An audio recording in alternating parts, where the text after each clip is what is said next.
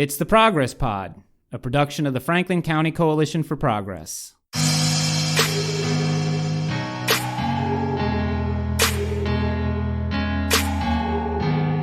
I'm Pete Mazzoni with Jeremy Cate. The new 13th Congressional District sprawls across a wide expanse of south-central Pennsylvania encompassing 10 counties. It's a large area, but with a relatively sparse population.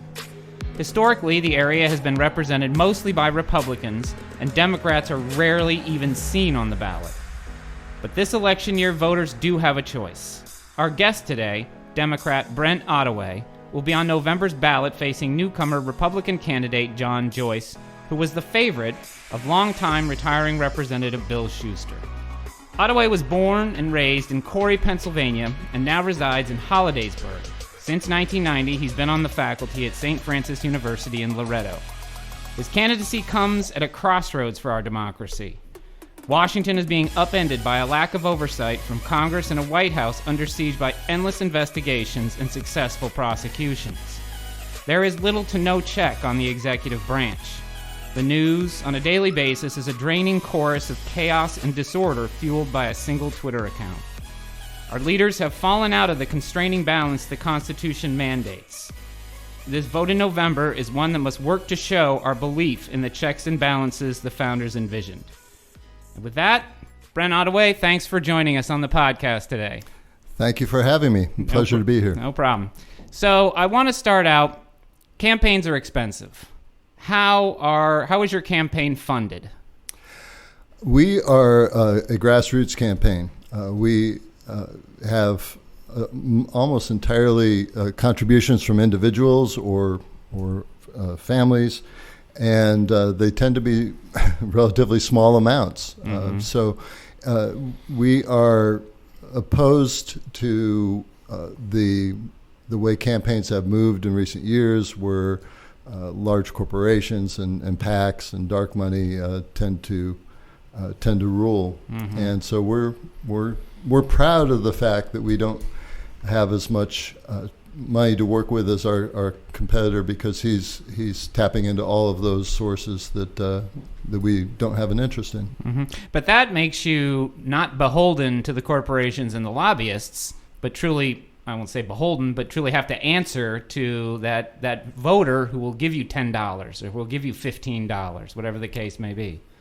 Absolutely, that's the idea here, and I believe that was the way it was intended to be. Yes, I believe it once was. upon a time. Before we learned that money was speech. Exactly, and the corporations are people. Mm-hmm. Mm-hmm. Confusing turn of events there. Yes. So, in traveling the district, the 13th, what have you learned about the constituents, the people? I mean, the conversations you're having, what are you learning?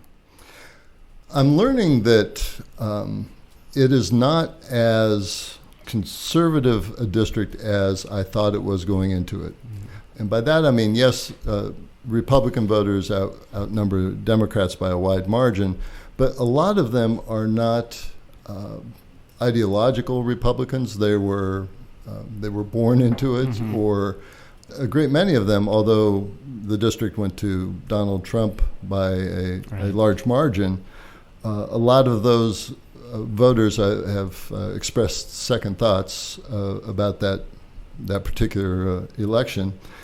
It's been an interesting experience. There are more Democrats than the Democrats in the district tend to think there mm-hmm. are. Mm-hmm. I'll be in the neighborhood, I'll knock on a door and talk to the residents, and they'll say, well, yes, we're Democrats, but we don't say it out loud in the neighborhood. And I have a sheet that tells me the voter registrations, and I know that there are 5 or 6 other houses on the street that have Democrats who are also going to tell me the same thing. Yeah. So there's a perception that it's overwhelmingly Republican, and I think the Democrats are starting to discover, well, wait, there are more of us. I think more than any time in nearly 30 years I've lived in this region, mm-hmm. People are starting to speak up and connect, from different points of view. Mm-hmm. And so, in speaking to these, I'll say, born into it conservatives, how do you go about kind of trying to draw them towards your positions? It varies. It depends on what gets us started on the conversation. Often they will approach with a question about a particular issue, and that leads to a larger conversation. But I like to point out that we are not as different as they may think. Everything is on a continuum. Everybody knows we need regulation. Everyone knows too much regulation is suffocating for business. Well, somewhere in the middle is the right amount of regulation. We could, for example, make cars almost perfectly safe. We could probably rid the nation of auto fatalities almost. But the price to do that would be stifling, and so trade-offs are made. Now, if you leave those trade-offs up to the corporations themselves, you'll have things such as Pintos with gas tanks that explode. Right. Some oversight is needed, some regulation is needed. On the other hand, if you go too far with it, it stifles things. So we're just at different places on the continuum, and topic to topic, the distance between us varies, but often it's not as great as they might expect. Are regulations, government regulations, something you're hearing the constituents complaining about from the conservative side of the aisle? Yes, that's one of the favorite things they bring up is, the Democrats just want regulations everywhere, and this administration is throwing away regulations and freeing up business, and they certainly are doing that. I would argue that in many cases it's careless and not thought fully through when they do that. Are they specific in when they bring up regulations? Because it seems like a very vast topic.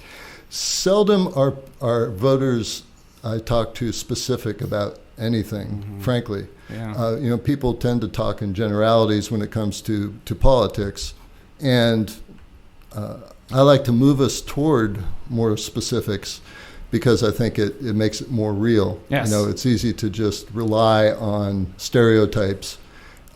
So let's get down and talk about specific instances, and that tends to go well when we can move in that direction. Well, not only that, you're having a more productive conversation. It is an actual conversation, right? Then, yes, about something tangible. Yes. So you're traveling the district. Are you seeing any demographic shifts? Are you seeing more young people come out? Are you seeing more people of color? Are you seeing any changes, or does the district kind of look like it's the same as it's always been? I can't really answer that because until February, I didn't travel this district. Sure. I was just another Pennsylvanian who occasionally would cross the state for one reason or another, rather than spend almost every day driving to another location. Is that what it's like every day? You got to get up and. It's probably now it's 5 days a week that I have something, and I could 7 days if I could make the time for it. Right. Yeah. There are, as you said, 10 counties involved, and they all, they all deserve time. You have to go out and meet people and talk to people, throughout. Sure. Now, your pathway to success, I would imagine, has to involve independent voters. It does. And so when you talk to independent voters, where do their issues come in, and what do you think the message that will bring them over to you would be? Frankly, the independents that I talk to are mostly independent because they're disgusted with both parties. Right. So the way I've managed to connect with them is that I am not a politician. I'm not a career politician. I am someone who is going to approach this thoughtfully and realistically, and is a moderate. Frankly, I used to be a Republican myself. Really? I was. Interesting. And the college I went to, Grove City College, is one of the most conservative colleges in the state, if not the nation. And over time, I feel that the party left me. At one point, I thought that what appealed to me most was the fiscal responsibility of the Republicans. And in this century that has gone out the window. They no longer stand for that. No, and it's been boom, the cycles have been boom and bust. The bust usually happens under a Republican administration. So you saw the fiscal conservatism wasn't true, and so you began to look at the Democratic Party, and what happened? Frankly, the Democratic Party irritated me as well. Well, you just can't be satisfied. No, I'm difficult. In many ways, for many years, I identified as an independent who registered as a Republican and then later as a Democrat because, as an independent, I was frustrated at not getting to vote in primaries. Right, that's the big drawback of that. Right. So the independents, there are a lot of people out there who are just really frustrated with politics. I mean, Congress has a 17% approval rating among the American public, and yet we send the same people back time and time again. And in recent years, they've moved more and more to the extremes, to the corners where they shout past each other, but they don't work together at all. And I think what I bring is an ability to work with people and even people I disagree with, and to reach good solutions. And that's been true in my public service as well as my work life. So you're talking about that dirty word compromise. Yes. That does need to be brought back into the political sphere. I completely agree. Looking at Pennsylvania, we have an example for you of the Connor Lamb candidacy. Did you learn anything from that? Are there any takeaways that you have been able to leverage?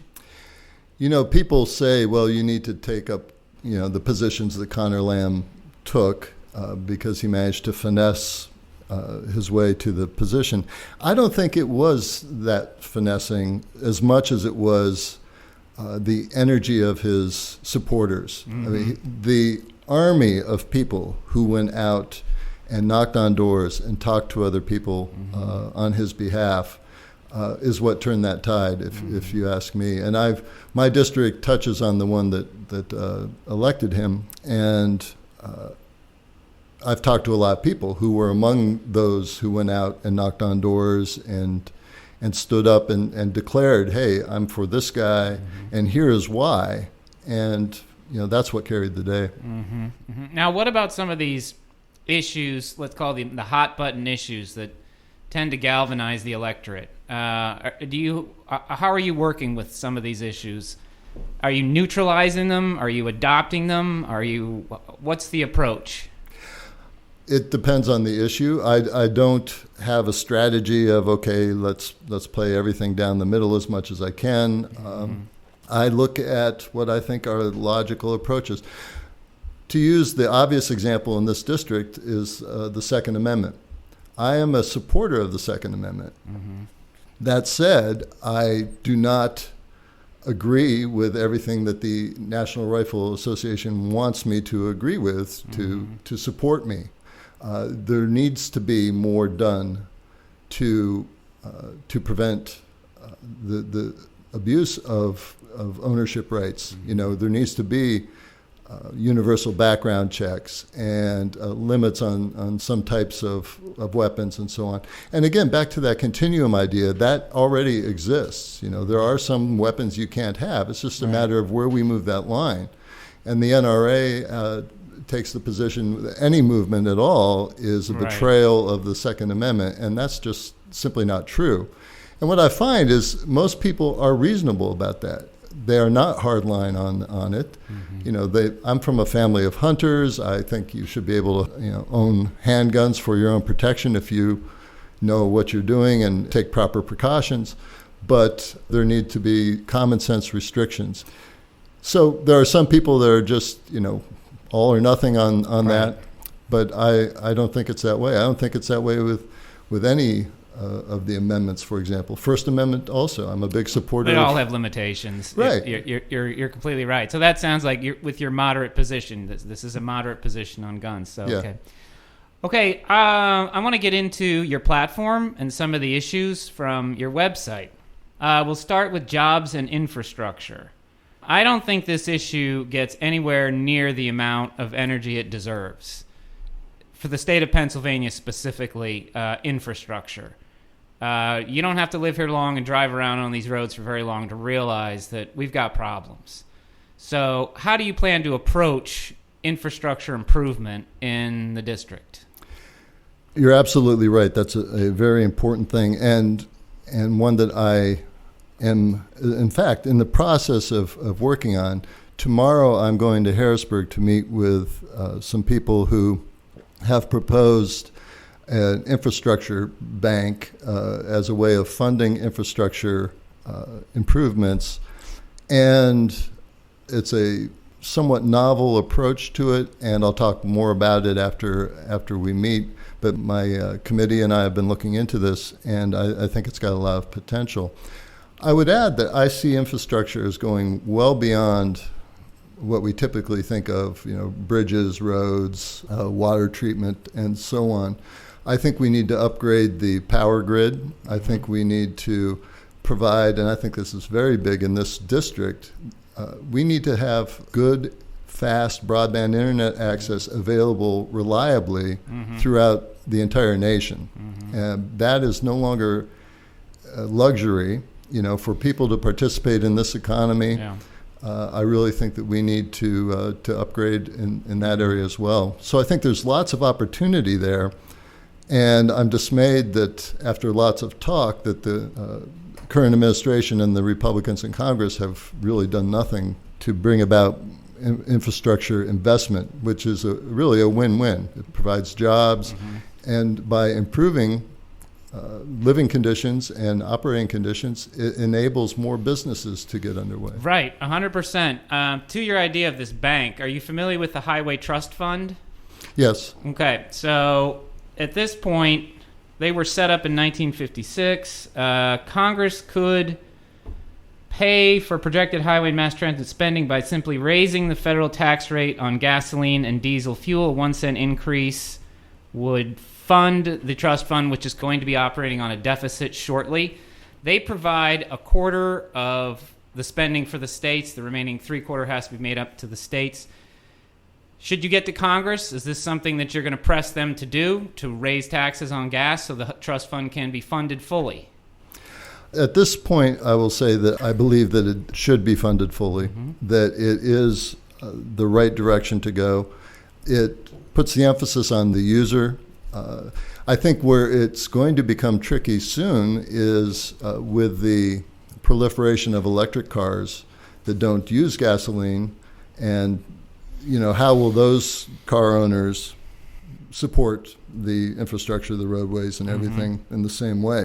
And I think for the time being, it's fine that they get a pass on that because that is part of what makes it attractive to buy an electric car, which is, I think, the right direction for us to go. So would you advocate for a tax increase on gas then to, for the state also? I know that's a tricky thing, but on the other hand, who's going to pay for the roads? Yeah. Well, from the states, the three-quarters of that's the state, that's not going to be for me to say.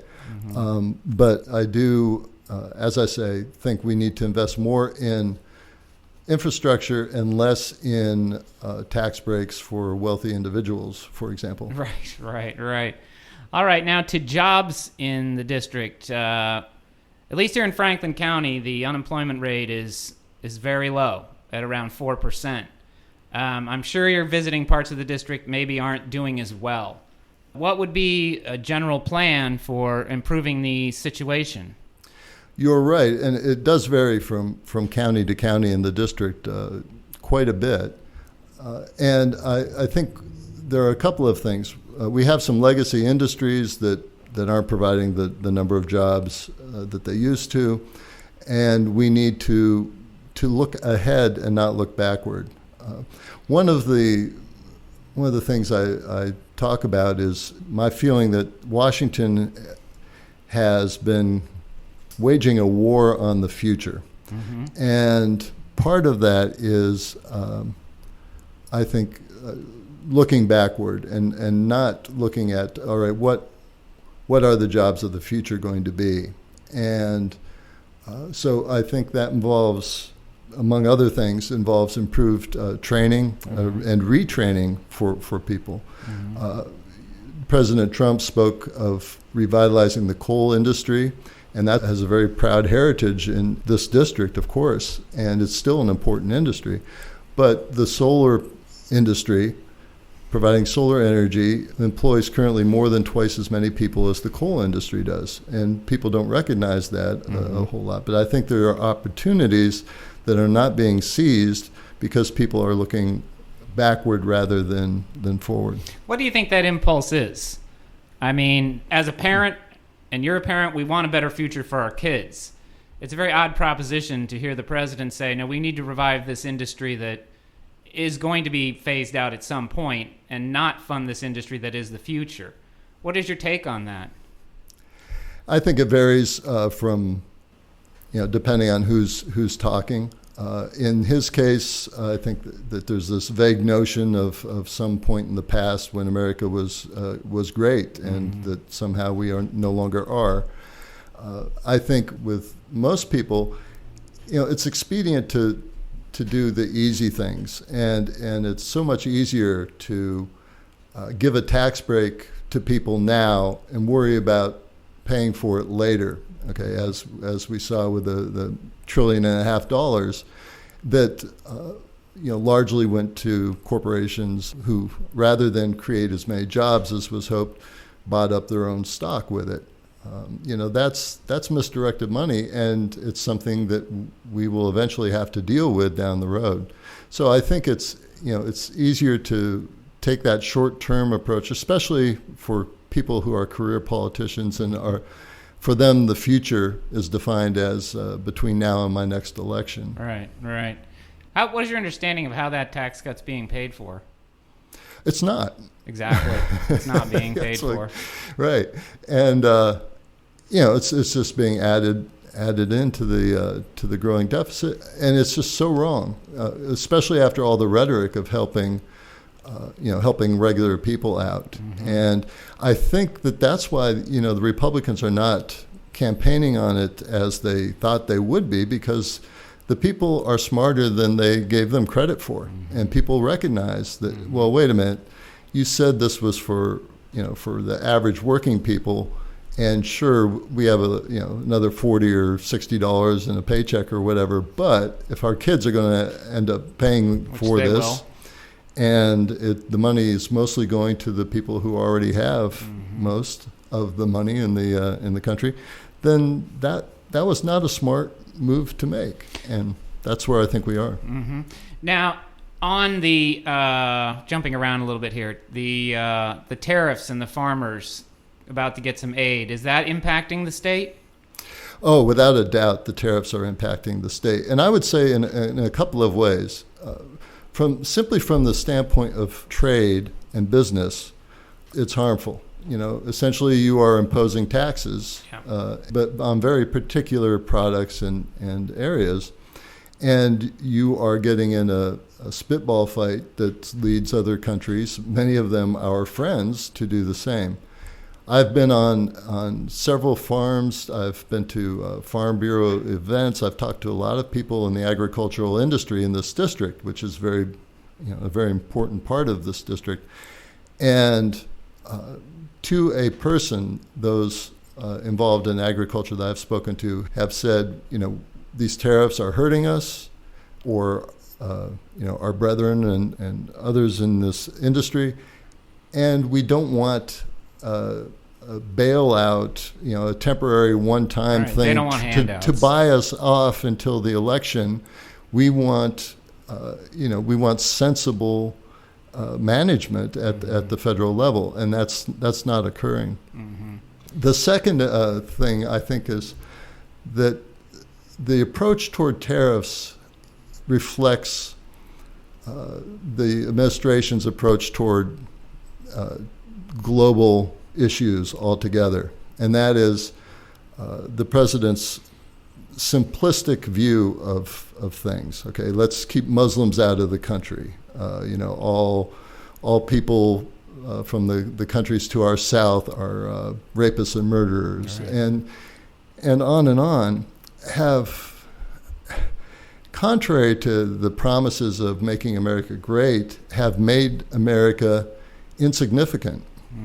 They have damaged our standing in the world immeasurably already. It's astonishing when you talk to people who have been traveling or who live abroad, how far we have fallen so quickly in terms of our influence, in terms of our moral standing, and randomly picking fights with our allies and alienating those who have helped to protect us and trade with us, and then embracing countries that have largely been seen as foes. It makes no sense whatsoever, and it's going to take a long time to build back to a world where we, through diplomacy and measured actions, can return to the prominence we once had. Yeah, going around tearing up partnerships and alliances is not really the way to conduct international negotiations. I think we can all agree with that. Right. All right, let's move on to one of the next part of your platform, education. Now, as mentioned in the bio at the start of the show, you're an educator. And the first thing I want to talk about in regards to that is, what is your take on where students, as young voters, where they are in looking at the state of our nation? Well, they are more energized, I think, than they have been in my adult life. It's been a great thing to see, in my view, because I think that everyone should take an interest in events that shape their world, their nation. And when you are young, it's easy to tune all of that out. And traditionally, that's an American tradition in recent decades. And to see people out there and not just going to a protest to cut class or something, but who are doing this with feeling and with passion and with logic, are often expressing their views better than some of the politically opposed politicians that they run up against. It's really been heartening, and I've seen it on our campus. I've seen it in the public schools. One morning I was at work reading in the newspaper, and I read an article about the students doing a walkout in protest, and read that my son was one of the organizers. He hadn't mentioned it to me. Okay. I discovered it in the morning paper, but I was proud that it was an issue he felt strongly about, and so he got involved in it. And I think that's become more typical, more accepted, and I think it's going to change the face of the nation. I really do. What are the issues that are really driving them? Well, a lot of it is the gun issues, of course. Sure. The reactions to the school shootings. Well, they're seeing their generation get slaughtered. Right, and incidentally, on that count, I know enough teachers and have spoken with enough teachers to say, I think, with confidence, that arming the teachers is not the solution. Yeah. Okay. So I'll go on the record with that. Absolutely ridiculous. Yeah. Right. Yeah. Right. So, all right, let's get into education in the state of Pennsylvania. U.S. News and World Report ranks our state 38th in education overall and last for higher education. What do you think can be done? This is ultimately a money issue, I'm guessing. Or what's the approach? Well, there's a lot that needs to be done. It's interesting to hear that the state is ranked last in higher education, given the number of colleges and universities that we have in this state. There are lots.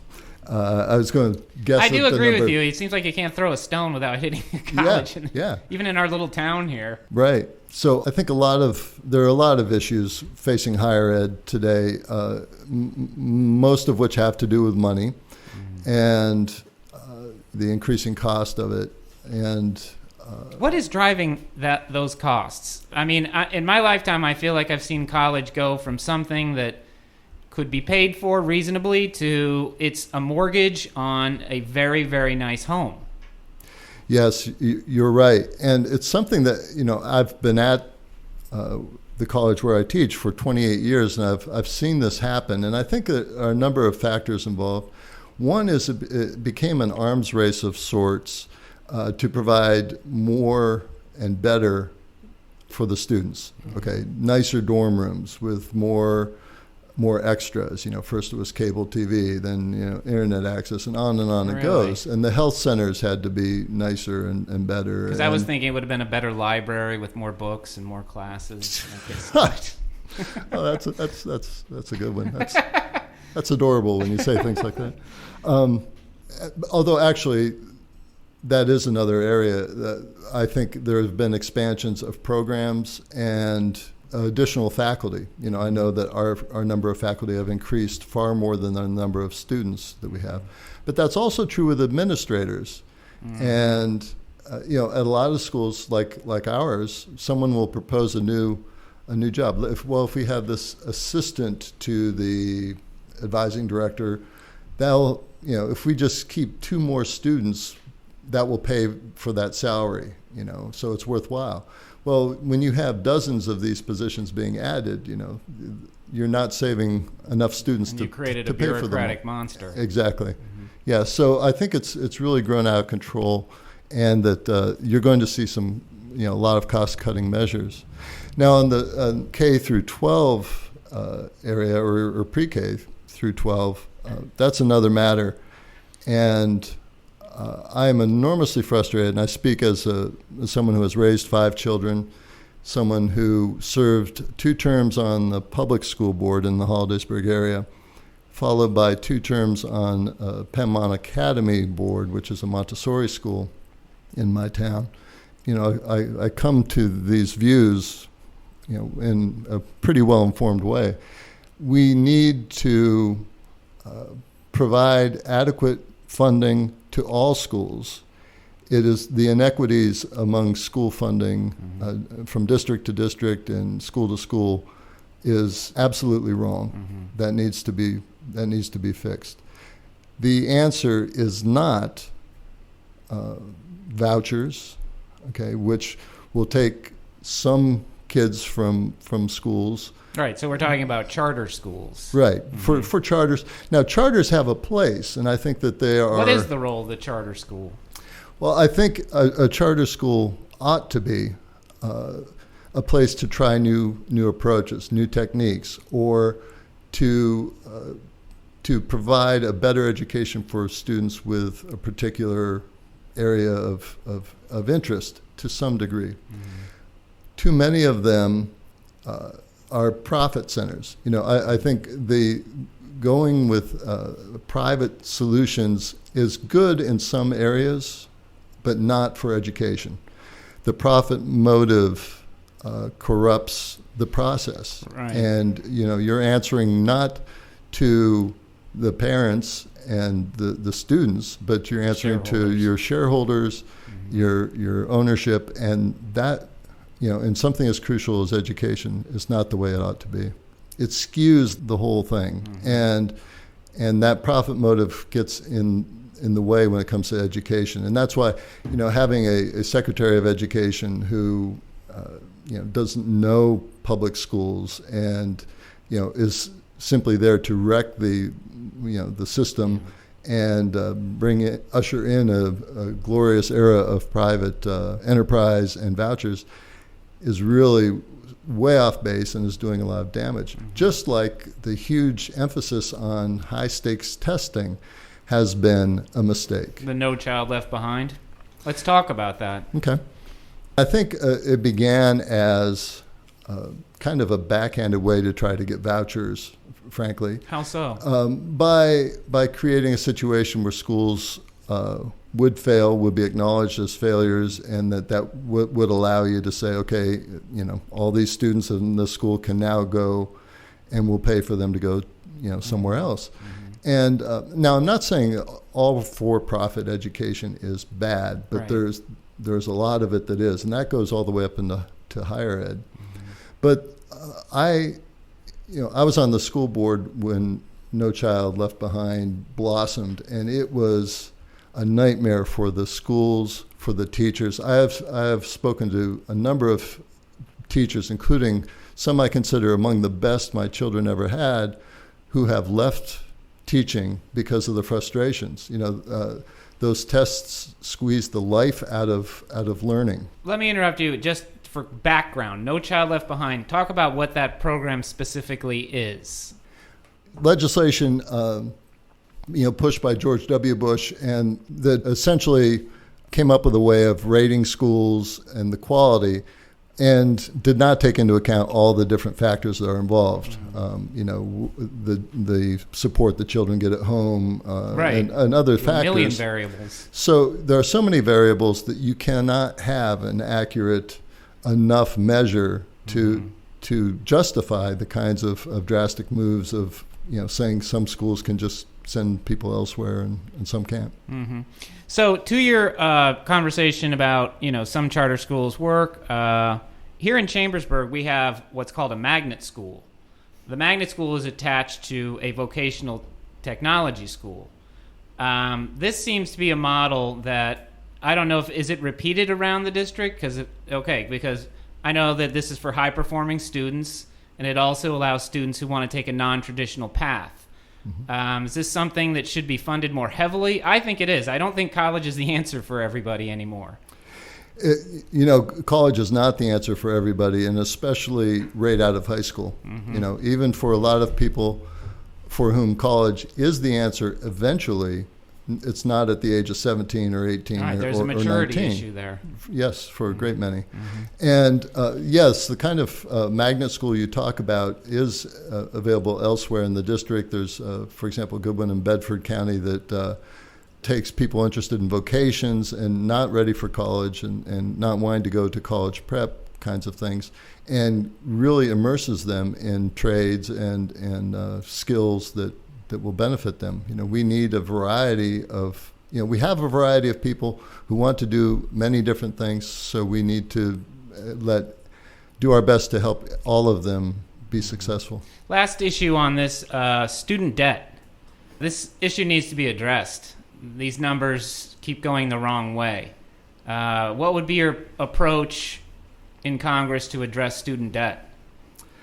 I think there are a few things that can be done. I think the spending and the increasing tuition is being reined in somewhat finally. But the debt, for one thing, it should not be stickier than other debt. For example, in a bankruptcy, it should be more easily discharged and so on. But I do believe that the government should subsidize loans, for higher education. And I'm 4 of my students, my children, are graduating with or have graduated with debt, far more than I accumulated in all of my schooling. Yeah. And that's having an impact. People can't buy homes as young as they otherwise might, and other things. So I don't have all the answers to that, but I am interested in speaking with people who think they do, and implementing some things because we can't ignore it. No, we can't. All right, I know we're running out of time here, and of course the biggest one for last. I know that the voters are concerned about their health care. That is the biggest one.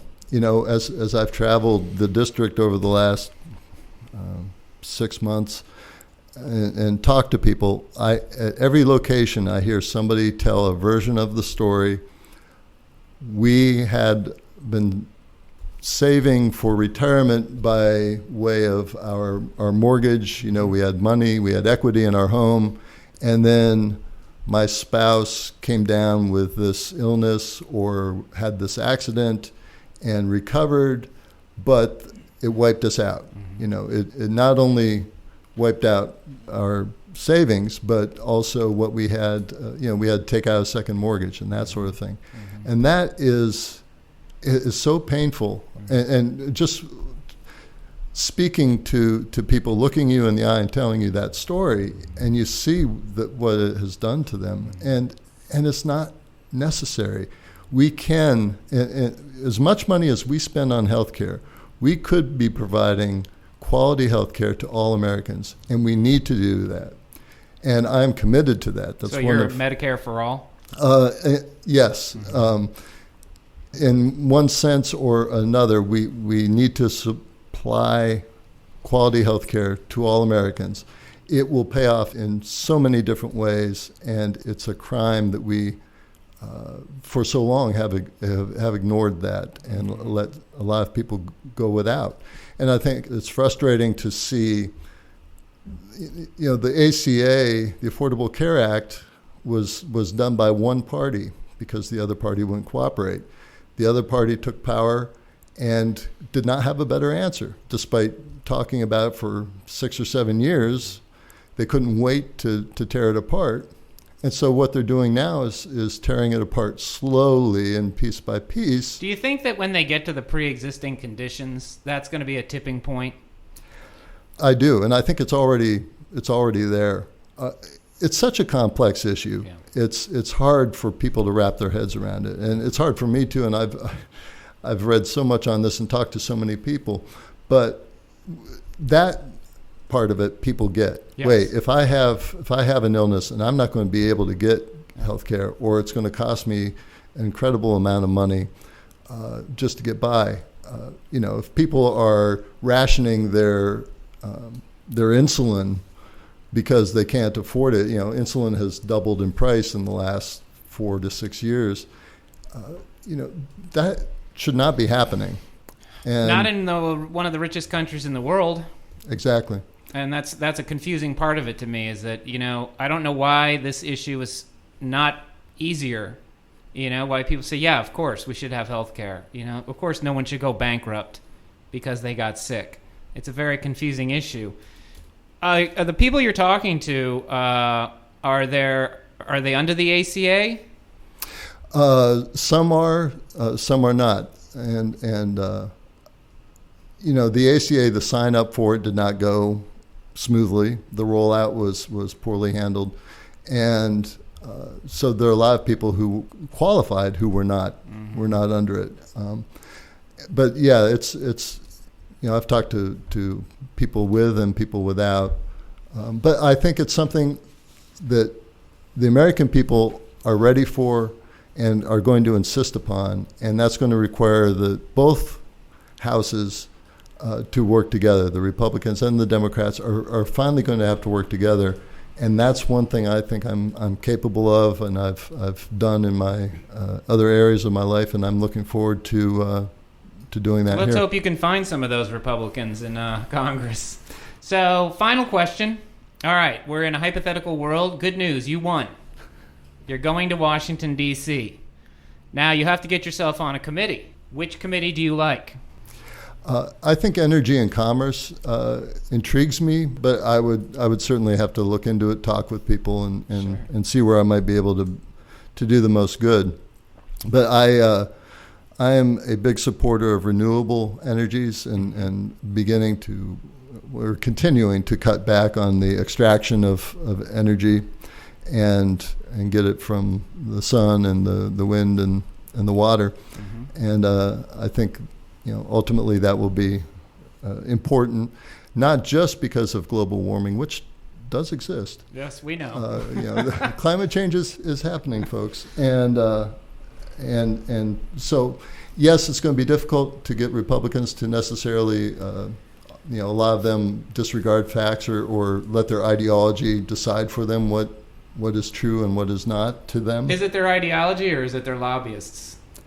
I think it's some of both. Yeah, I think those are interrelated. But anyway, I'm confident. I consider myself an optimistic pragmatist, and I do think that things can happen, but we need people there who are willing to work to make them happen, and that's not what we've been getting, and that's what I hope to bring. All right. Well, listen, I want to thank you for a great conversation. If you want to give out your website. Sure. We're at www.BrentOttawayforCongress.com, and that's BrentOttawayfor. And where can we find you next? Wow. Harrisburg tomorrow, a couple of things, an interview and the meeting about the infrastructure tomorrow. But I have every county is on the schedule, and I'm just going around and hoping for opportunities to meet with my opponent in public situations. So far, his scheduling, people have had some difficulty finding open dates, but I'm really looking forward to facing off with him so that the voters can see us side by side and make their decision. All right. Well, best of luck with your candidacy, and again, thanks for coming on the show. It's been my pleasure. Thank you. Off to you, Jeremy. All right. A couple of announcements. The Franklin County Coalition for Progress is holding a Common Grounds event this Saturday, September 8th, and the guest is going to be Kenny Wurtenberg. He'll be he's been on the podcast, and he'll be conducting a suicide prevention training. That's at the Coil Free Library in downtown Chambersburg, held from 10 a.m. until noon in the conservatory, and coffee is provided by Brussels Cafe. So again, that's this Saturday from 10 to noon at the downtown library. Also, we're looking forward to having Ann Hull back on the podcast sometime next week, favorites. We think. Yep. Yeah. And it sounds like she has a unique perspective on the burning of Chambersburg. Yeah, the story we've heard a lot, but she's got a different perspective to offer. Yeah, she's going to give us a take not from the military perspective, but more from what the citizens were experiencing. Right. So that should be interesting. Sounds good. Okay, that's all I have. Find us online at progresspod.org. Send us an email to progresspod@gmail.com, and find us on Twitter at @theprogresspod. Thanks for listening.